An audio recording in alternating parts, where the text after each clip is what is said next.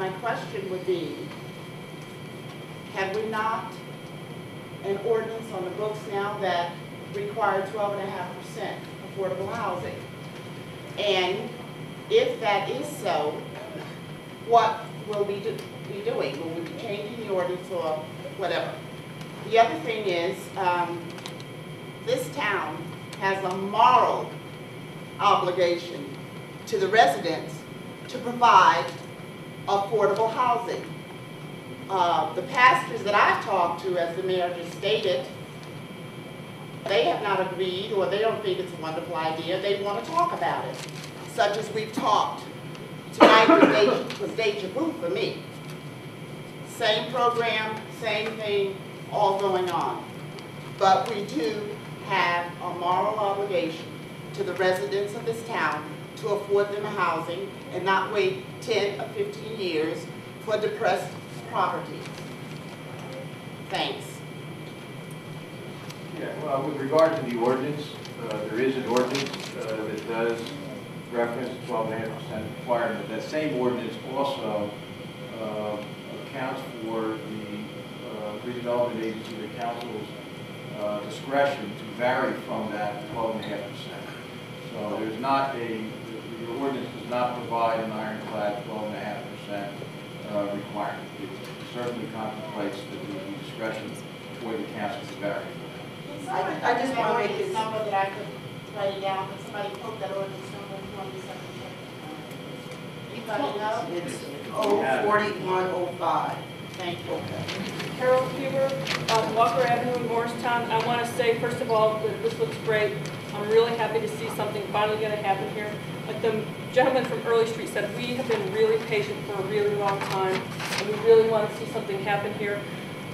But because of where you're starting with phase one, that leaves Speedwell Avenue in its existing condition for a long time. And I remember going to meetings at the high school 10 years ago about this. So I don't think we can wait 10 years for the streetscape to happen, even though you think that it's in the redevelopment zone. Maybe you should take it out of the redevelopment zone, because if it's going to be another 10 years, then we should do the streetscape all the way down. I walk to town several times a week. In the summertime, I open the community garden. I'm walking that route every single day.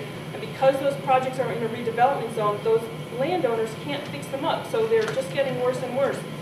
And also, streetscaping would be great, but also enforce the zoning on Speedwell Avenue. I don't see any reason why it has been forgotten as far as zoning, as far as what the storefronts look like, signage, signs in the windows, and things like that. It should look just like Washington and South Street look. Those two things I think are really important, and I think that my neighborhood actually deserves those things. So some of the money that you're going to get from selling off the property, I think you really need to reinvest in us. Thank you. Is there a time? I've seen person that sit back over there. Because he's been.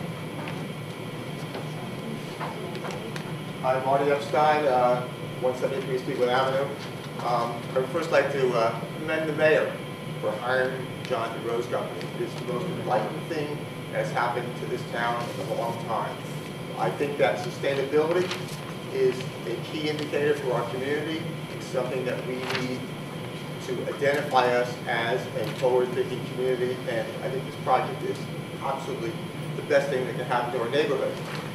But there's always a but, right? So, Carol, had some great comments, and I concur with what Carol said. Speedwell Avenue has been neglected for a long time. I'm on the Morristown Partnership Board. I have asked them for almost 10 years to reinvest in Speedwell Avenue. I'm glad to see that the DCA is coming forward, and I hope that is true. But if it is not true, if it doesn't happen, because I've been rejected by the Partnership Board for all those years, I would like us to take a portion of the money that is being gained from the sale of the DPW building, a portion of that money be allocated towards streetscape of Morristown, just in case the DC grant doesn't come forward. And I would like to see that. I would also like to know how long this will take, because Speedwell Avenue needs help. It is a major corridor. It's a major indicator of our community. A report that was commissioned by the Morristown Partnership clearly stated from the comments from the Hyatt Hotel that north of the Hyatt is a neighborhood that is not desirable and is a direct influencer of if people will come to the business district. So we need to do something about our neighborhood. I've invested in my neighborhood. Maricondos have invested in their neighborhood. Ragos has, Dr. Davidoff has, and others. And I want to see the rest of us have a reason why we need to be able to reinvest in our neighborhood. I think the town needs to have some skin in this game, and we need to make this neighborhood look as nice as the rest of the town, and we will all flourish. Thanks. Mr. Reagan, you had a question? Just a quick question. John Codd, 14 Hassett Street. What does IBA stand for? Usually preferred alternative. It says it at the bottom of the slides. Thank you. Maybe I'll be the only person living in the third ward who goes through that intersection of Early, Speedwell, Spring Street twice a day. I love the intersection. I wouldn't be opposed to the town periodically enforcing a left-hand turn only lane.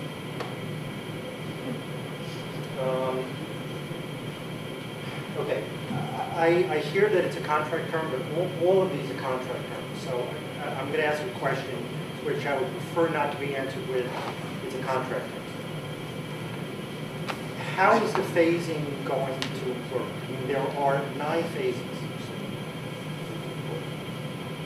There's 9 phases. There's 1, 2.1, 2.2A, 2.2C, B, C. There are 9 phases. Are they going to be done in chronological order? Are all the sub-phases in phase 2 locked together, or all the sub-phases in 3 locked together? Well, what is the thinking? I understand you're going to negotiate this and write it down, but these are the decision makers. What is your thinking on what you want to negotiate? First, we have to actually get the plan and go through it with them. Well, the concept has been discussed. The town has an interest in seeing the project progress.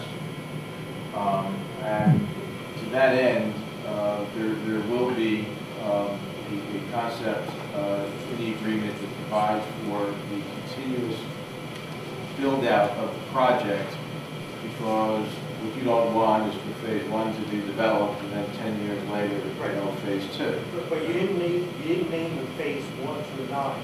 You had 1 through 4 with sub-phases. So what is the thinking that's going to happen with the 4 phase 2 items? The concept is that you would be doing a phase, including the sub-phases within the phase at a time. The thinking is that there is no requirement to develop phase sequentially. So it could not be phase 1, then phase 2, phase 3. Certainly phase 1, phase 3, phase 2, starting with phase 1. But there will be the concept in the agreement of this continuous progression of the plan, so that it's not phase 1 and then 10 years later, phase 2. 5-story building in phase 1. Is that 5 on top of the parking deck, or is that 5 including the parking deck? Do you understand that it is 6. Yes, it's a 6-story building, 5 residential floors on the top, 1 floor of parking. There's an additional floor of parking in the basement, Yes, below that grade. slope. That's right. It's in the back. Thank you. When we do the next public presentation, I thought all the renderings were really beautiful, but since we have these 9 phases, I don't know what this is. This is not what phase 1 is going to look like when it's complete, right? The phase 1 building is right there. Well, I know, but this park is phase 2, right? So this is not what phase 1 is going to look like, right? Can we- That wasn't the intention of the No. drawings, yeah. Okay. So the next time maybe we can get a rendering of what phase 1's actually going to look like? The redevelopment plan is not intended to actually show the renderings for each of the buildings in the site. The redevelopment plan is actually to set the parameters around which buildings can get built. The There's going to come a point in time when there's going to be... Yes, so when building 1 is ready to go into design and development, We'll get it, it's they'll actually come look back like and show building 1. Okay. When building 2 comes, we'll go show building 2, and it rolls out that way. What the redevelopment plan is tells the developer what you can and cannot Okay. build within the redevelopment area. Got it. The affordable housing issue, I don't want to debate the pros and cons. I just want statistical answer. Is it 5% for the whole project, you're thinking, or just 5% for this building? 5% for phase 1, building 1. Okay. Of that 5%, how much is going to be moderate and how much is going to be low income? I believe the rents are being structured at 60% of the area median income. So that's moderate. It's low. It's low? The PDF unit, the PDF documents that's going to be made available to the council, can that be made available to the It public? will be posted on the town website. Okay, thank you. I think Ms. Councilmember Gates had asked about the bonus units, maybe it was for... When they've been broken out, it might be nice to see what the base units are, what the bonus units are, and what they took to earn those bonus units. Thank you. That's what I was trying to explain. All right, Yes. thank you. Yeah. Keisha Johnson. I'm a business on 124 Speedwell Avenue. This is probably going to piggyback off a lot of the comments that have been made. Obviously, I know you don't want to put money into streetscape of Speedwell Avenue if your intention is to redevelop it. But my biggest problem, and now especially since Blockbuster has closed down, this part of town, that part of town has kind of been like the forgotten part of the town, and that's probably why I can afford to be there, because my rent is decent. But I will say I put a lot of pride into my business, and the way that street looks is horrible. So while you're doing phase 1, 2, and 3, because I think that part is phase 4 or 5, where the building is, that's in question if you're going to ever put a road through it or if it's going to stay. What can be done about that section as far as, like Mr. Rego said, the streetscape, because it's almost embarrassing. I have a very nice clientele, and I want to keep that clientele. But while you're fancying up the rest of the neighborhood, what about that end of the neighborhood? And also, since the town opened up the books and hair salons had to pay a $100 permit fee, what about opening up the books and looking into the zoning as far as the signs and all of the stuff in the windows? I know there has to be something on the books regarding the way the streetscape looks, the way storefronts are supposed to be kept. I'm only one person. I can't just make my little area, my little square look beautiful and great, and then the rest of the neighborhood looks a mess. Is there anyone else? 124 Speedwell. Is there anyone else in the audience who would like to come forward? Yes.